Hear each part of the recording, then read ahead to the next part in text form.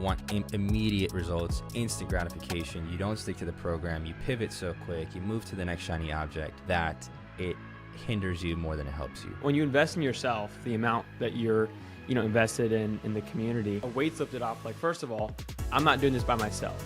There are so many other people in here that are doing exactly what I'm trying to do. Just focusing on that one thing and doing it over and over again, right? The meticulous stuff that moves your business forward. You see that these are all just normal people that just did it, right? Like, they just took the action.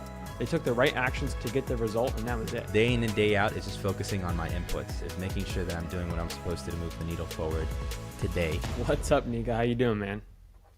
Grayson, man, a pleasure to be here, dude. Excited to finally be on the podcast, man. I've been watching you for some time, so it's great. Yeah, dude. I think you're the one that told me that these podcasts are the thing that sold you into the program, right? Oh, yeah, man. Yeah. Long form, dude. And the conversation with the community that you've had, obviously individual people in the community, but nonetheless, is a testament to what's actually inside the community, right? Dude, I don't know how you do it, but the formula for getting like top tier talent, just like absolute killers, is golden. And I saw that in these conversations. So yeah, definitely was the thing that got me into the community for sure. Yeah. Yeah, dude. Well, I'm really excited about this conversation because I think I just posted on my story yesterday too. But so Nico signed up and made a big commitment kind of for where you were at the time, right? It was a big financial commitment for where you were at for sure. And then 6 days later, he drops in the chat like, yo, just hit, I think it was like you closed like a $15,000 deal. And then you like added like $6,500 a month of recurring revenue. And then was it a week in, 2 weeks in, you were like, I'm quitting the job because you had a software job, right? Or tech job. Yeah.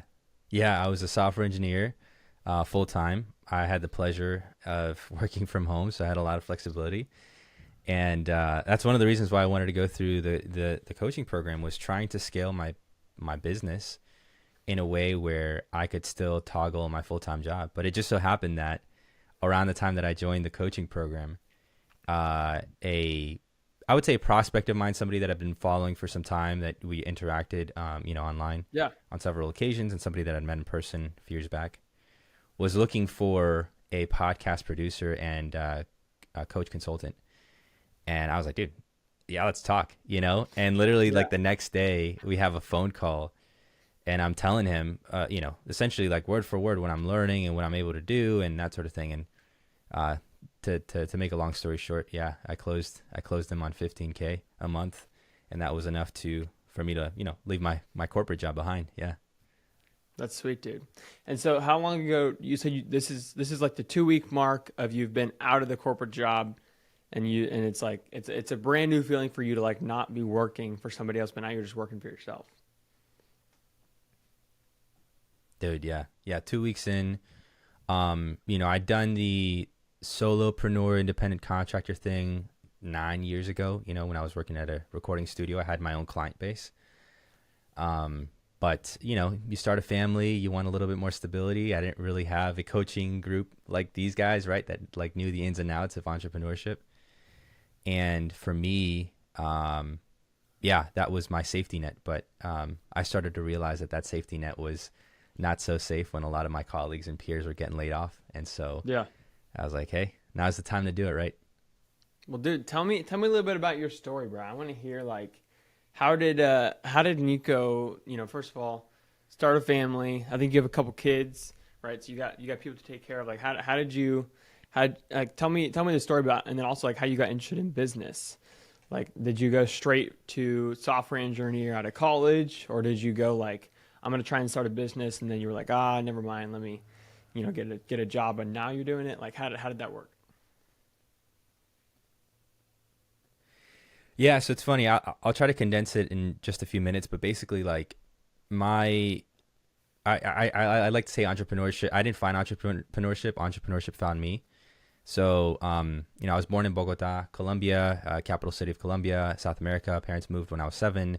I always saw education as kind of the tool, the gateway to financial freedom. My parents, came from educated backgrounds, but they didn't really have that education transfer to the United States. So they work blue collar jobs. And so we didn't really have a lot of money growing up. So I knew that I wanted to make something of myself. So I took the traditional path, go to school, get good grades, that sort of thing. And I started out as a mechanical engineer in my freshman year of school, but dude, that was tough, man. It was a program that like was designed to weed people out. And at 18 years old, I just didn't have the wherewithal, the emotional maturity to really take responsibility for myself, study, do all the things that I needed to do. So I pivoted. Before that, though, I had a real passion and somewhat of a skill for music, and I wanted to become kind of like a part-time rapper, rap on the weekends, work during the day, on the weekdays. And that passion shifted. I, found my faith in college. I wanted to become kind of like a youth minister of sorts. So then from leaving mechanical engineering to pivoting to advertising and business, I figured I could use advertising to market my music, get the youth attracted to the things that I was trying to minister and that sort of thing. And so all these skills started stacking up, and I started realizing, well, I don't want to work at an agency that may be promoting things that I'm not necessarily aligned with. So I can either start my own thing or work for churches and kind of supplement my income that way. And essentially that's what I did for the first, 2.5 years of my career post-college, was work for churches, had my own little like client base, and that was enough to get me by. But I met my wife in 2014, and we wanted to settle down, have a family. And as you know, Grayson, like those things have expenses, right? Wedding expenses. You just went through that, right? It's like all these things start to stack up, man. And I was like, all right, man, dude. Yeah, seriously. And then it's like, all right, well, I got to do something. And I didn't really know how to navigate this entrepreneurial world back in 2014. So I was like, let me get a real job. So I went to the corporate world, man. And I started from the bottom as a entry-level customer service rep, and worked my way up during that time. Like you said, started a family, had a couple kids along the way. I got 3 kids now, twin daughters and a 5-year-old son. And so with that comes its challenges, financial responsibility. So I stuck the course with the corporate, job for 9 years, scaled up from entry level to, like you said, software engineer, making over 6 figures there. And, but dude, something was itching, man. I still had to keep my clients. I still had to build my business. There was something there that I was like, man, I hate to sound cliche, man, but I know I'm made for more. I feel like there's something that I'm not tapping into that I can tap into with my own stuff. So yeah. Well, sweet, dude. Tell me, like, what was the decision-making process to quit a 6-figure, a year, especially that decision, like with your family? Like, I'm sure that was like a huge talking point for a few weeks. You're like, do I do it? Do I not do it? Like, what was the final, like, all right, I'm going to do it? Yeah. So, about a year and some change ago, I had attended this leadership conference, and there was a panelist, there was a panel, and some of the panelists were entrepreneurs. Some of them were high executive leaders. And so I asked them, I said, this one guy actually was running an agency, and the other guy was like a vice president at some, I think, insurance company. And I asked them candidly, I said, hey, I'm doing this on the side. I have pretty good revenue coming in, but I also have my corporate career. Like, what do you guys suggest? And both of them unanimously said, you got to pick one. You can't grow in one without sacrificing the other. And so ultimately you just have to pick one.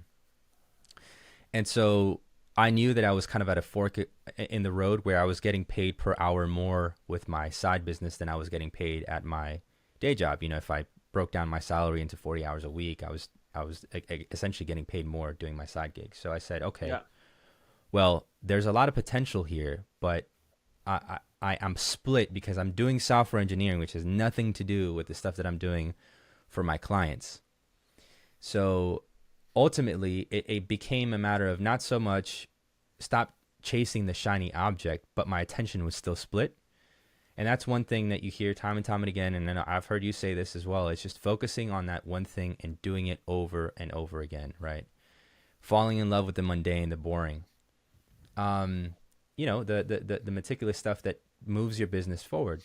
But if you're split between two things, or you're chasing different shiny objects, then you can't really focus on that one thing. So anyways, to make a long story short, that kind of began the catalyst of like, let's see how far I can scale this side business before I can jump ship. And I gave myself all sorts of parameters. Like, all right, once I have this much money set aside, once I've doubled or tripled the income with my side business that I'm making with my full-time job, I'll do it.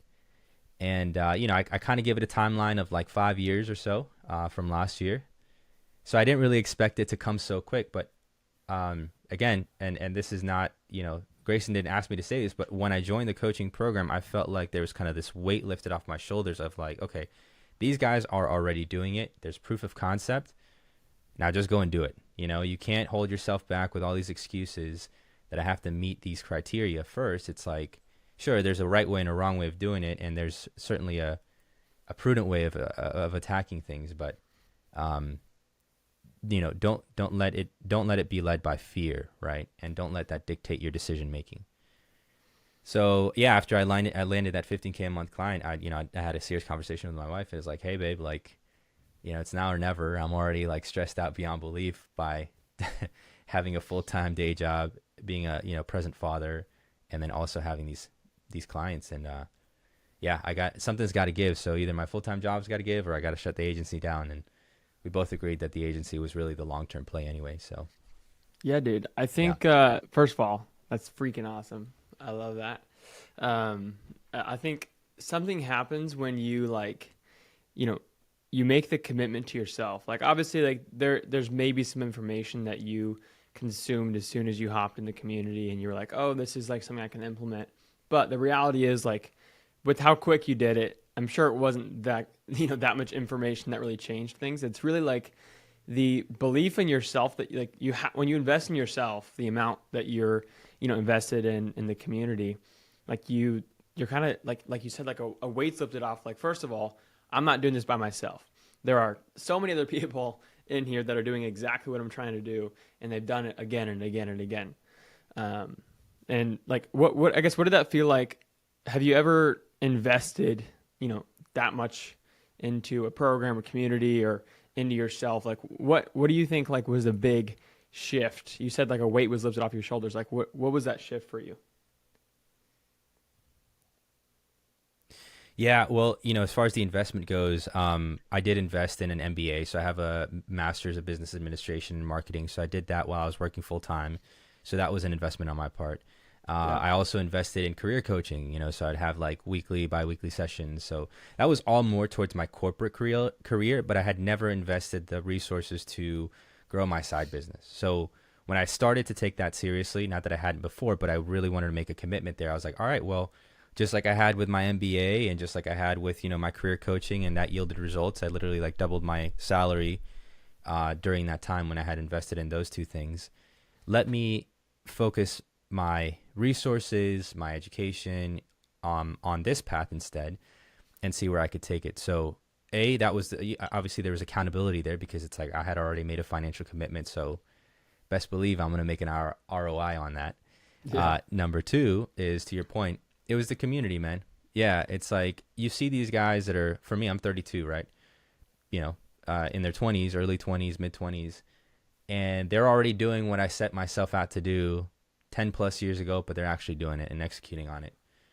And not to diminish anyone's intelligence or skill level or whatever, but like everyone there has similar intellect, skill level. Like you don't go into the room thinking like you're, in a conference call with a bunch of Elon Musks and Warren Buffetts and, Mark Zuckerberg's like top tier, like intellect, right? Again, this is not diminishing them, because these are like super smart guys that I'm referring to. What I'm getting at is, hey man, like if I can do it, if they can, like you can do it too, type of thing. So yeah, there's not so much secret sauce there. It's just a matter of implementation. Good. Yeah, we were at our Scottsdale collective, and one of my clients, Max, I'm sure you've seen in like the group calls and stuff. He was we're all sitting in a circle, and we're talking about like, all right, what's kind of the biggest thing you got out of this weekend? And he's from South Africa. He flew all the way in, and he was like, dude, I think the biggest thing I realized is that like, none of you guys are, Grayson's not Einstein. Like Grayson, like honestly, I think I'm smarter than you, Grayson. And he was like, if you could do this, then I could do this. And I was like, I'm not offended, but I see what you mean. But I do think that like that For me, it happens a lot with in-person stuff, but also, over Zoom, being a part of the community, you see that these are all just normal people that just did it, right? Like they just took the action, they took the right actions to get the result, and that was it. Like they're just normal people. So, dude, I'm sure people are watching like, what the heck is this guy's offer? Like, what do you actually do? You made a 15K deal. Like you have all this, you've stacked some monthly recurring revenue. Like what's the actual offer? Like, what are you doing? Yeah. So that's kind of a pivot for me as well, because originally, and I was actually with a coaching student of mine yesterday, and he's where I was like maybe a year or two ago. He's like, anything and everything like that. Like I'll do anything and everything, right, for my clients, as far as digital marketing and media production goes, right? And I said, okay, well, I get it, but you have no solid offer, and so you're going to a place where you're going to exhaust yourself and your clients without at least a focused solution. And so to answer your question specifically, when I first started out, dude, I was doing everything from running ads, digital marketing, video production, shorts. It was all over the place. But one of my most consistent clients was a guy who essentially asked me to run his podcast for him. This was like 5 years ago, man. And I realized how low touch of a product that was, in the sense of I didn't have to go to his place to record and do all these edits and fancy edits and whatnot and so forth. He literally like recorded, not even on Riverside, like he was like on Zoom, and it was like super low quality, whatever. And there's no hate on him because he's one of my good friends. But he was fine with that because the industry that he was in specifically didn't necessarily gear towards like the super creative, high production like type of audience. It was like just typically a demographic that was a little older, and so they just cared for the content.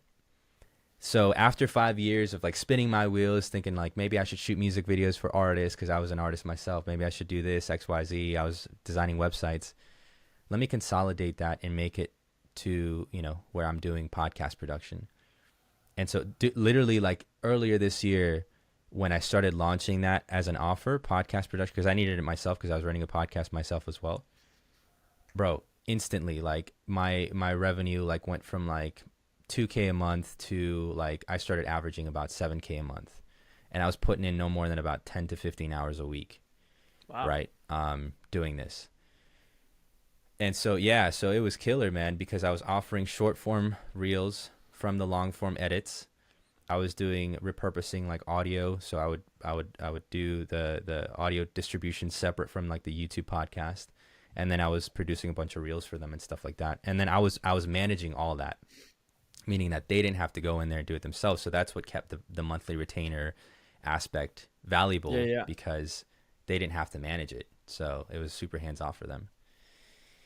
So that's when I'm like, all right, proof of concept is here. I can scale this. I started hiring an editor, and then I was like, well, while I'm doing that and offloading some of the grunt work, let me also start doing the consulting piece.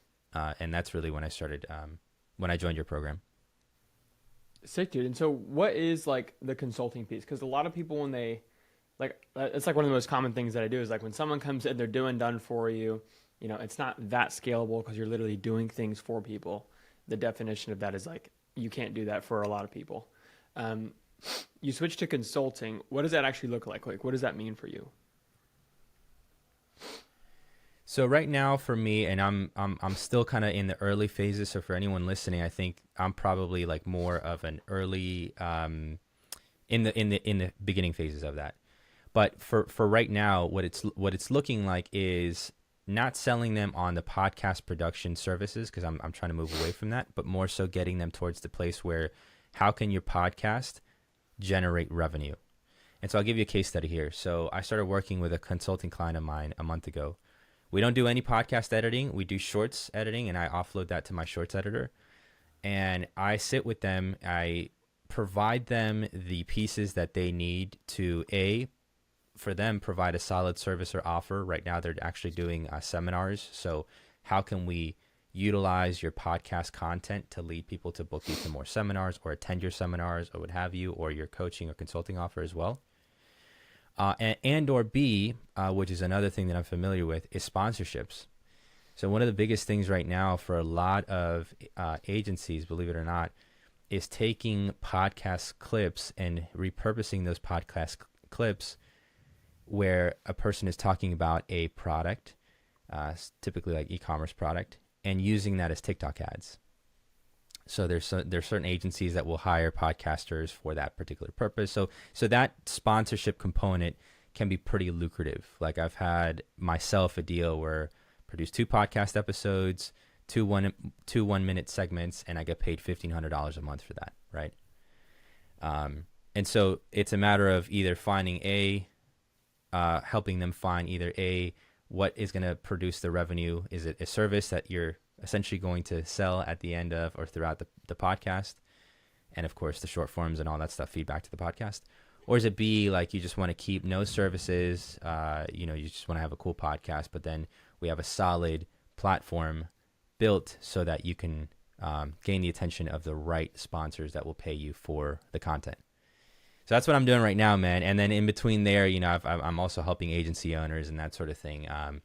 But yeah, just trying to keep my core offer. Yeah, keep the main thing, like you said at the beginning.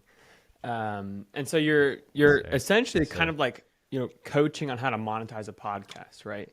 And there's a little bit of done for you in there. I think over time, I'm guessing your goal is to kind of like slowly decrease the done for you and kind of increase the amount of coaching, consulting you're doing and just keep it around that.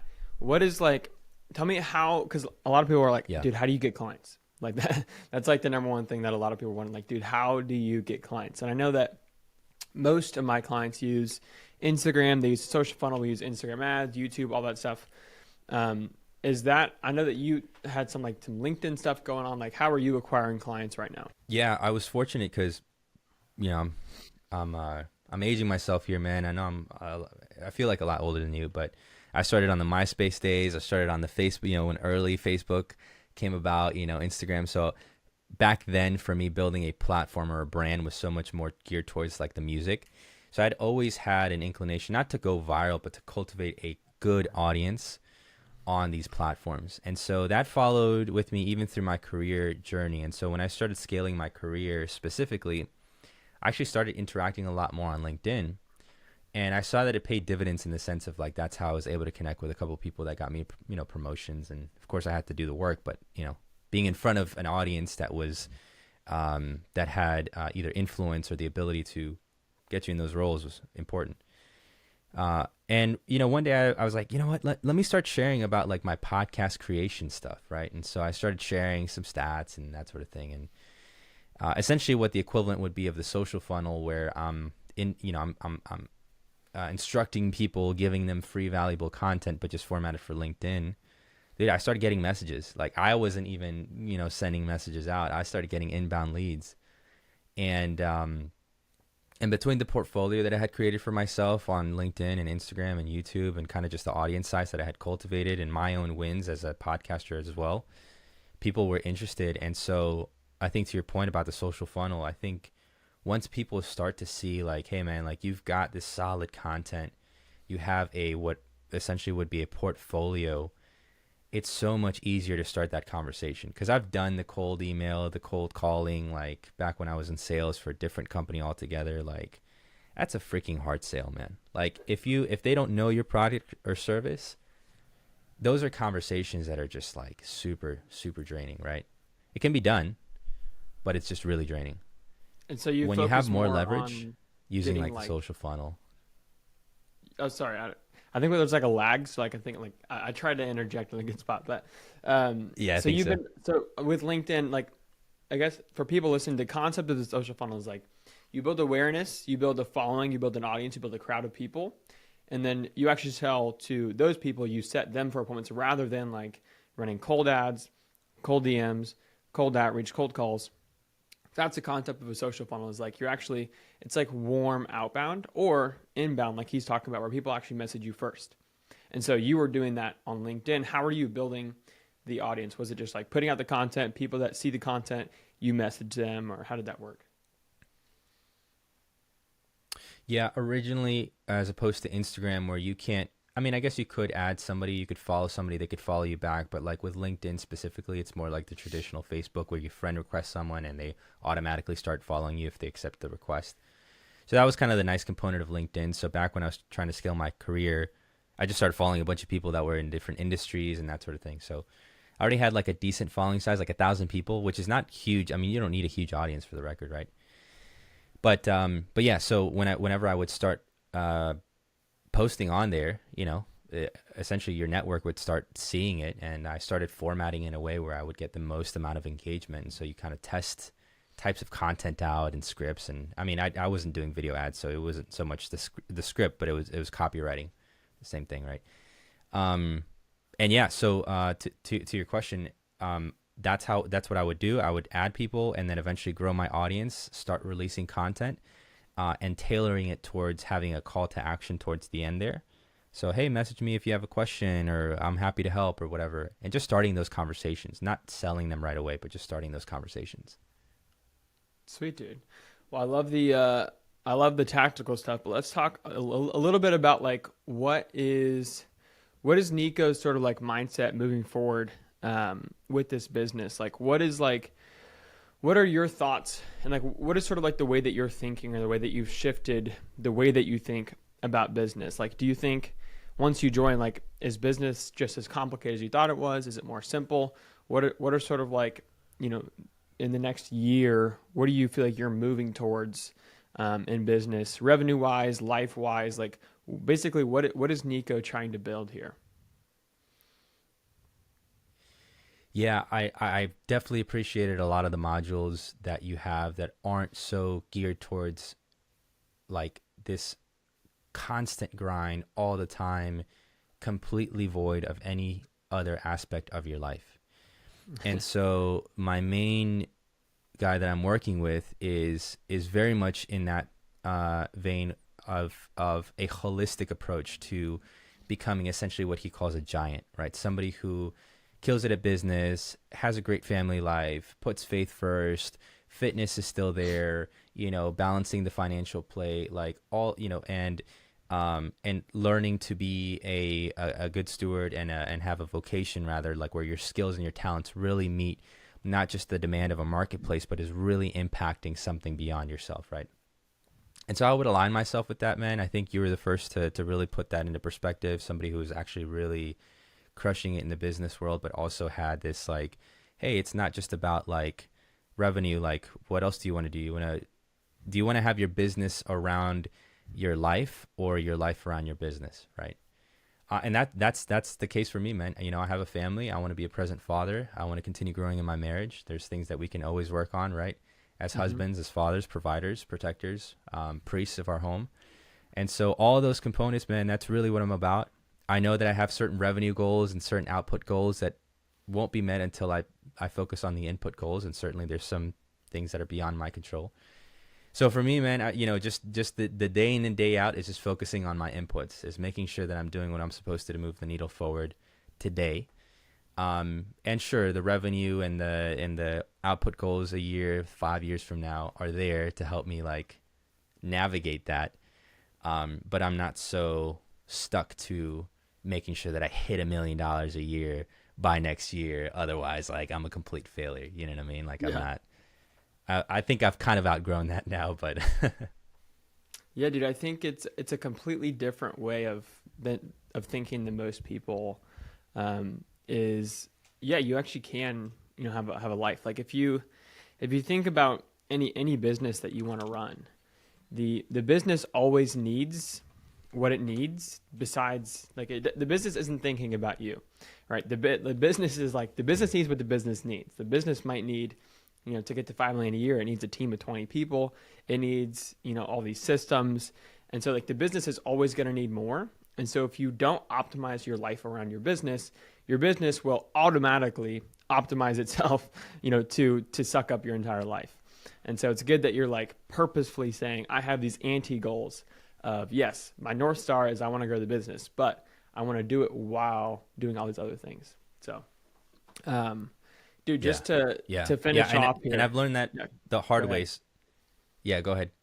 No, you go ahead. Yeah. I was just going to say, I learned it the hard way because when I was pursuing music, I made music the entirety of my existence, and my family kind of, in the beginning stages when it was just my wife and I and my son, like we kind of took a an emotional hit there, you know.